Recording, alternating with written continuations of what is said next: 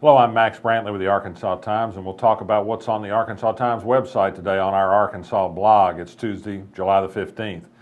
I guess the news headline of the day is crime. Mike Ross, a Democratic candidate for governor, unveiled his crime-fighting platform today, and you might be not surprised to find there are a lot of similarities with what the Republican Asa Hutchinson has already put out. Both these candidates are going to be really tough on the bad guys, but they're going to find alternative sentences for the not-so-bad guys, the drug offenders and the nonviolent offenders. Although Mike Ross says he, of course, wants residential burglars to spend longer in prison, too, because those are the kind of people that really upset voters.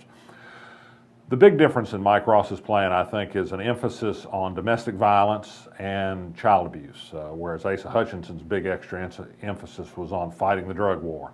I think Mike Ross sees an opportunity to win women voters in Arkansas, thus the focus on domestic violence. I don't think that's a bad idea. Politics is also all over the map in the race for U.S. Senate. The House is looking at a highway trust fund vote that may put Tom Cotton on the spot on whether he'll vote to put more money in the Highway Trust Fund or stick with his Club for Growth backers. Over in the Senate, the Democrats are trying to run an abortion bill that guarantees a woman's right to abortion without some of the restrictions the state have put on it. That could eventually create problems for Mark Pryor in his race against Tom Cotton.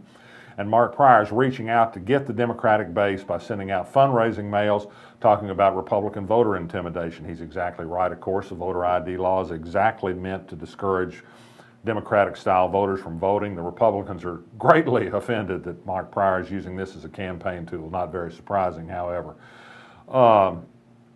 Elsewhere in the news today, there's some news out of St. Louis on a topic that's been of great local interest, and that's whether ride-sharing services can come into cities that have taxi cab ordinances. A judge in St. Louis has gotten in the way of one ride-sharing service, but others there are trying to get the job done by complying with the city ordinance. It's going to be cool tomorrow, and that's great news. Maybe a record tomorrow morning, and that's something good to talk about. That's all I've got today. I'm Max Brantley.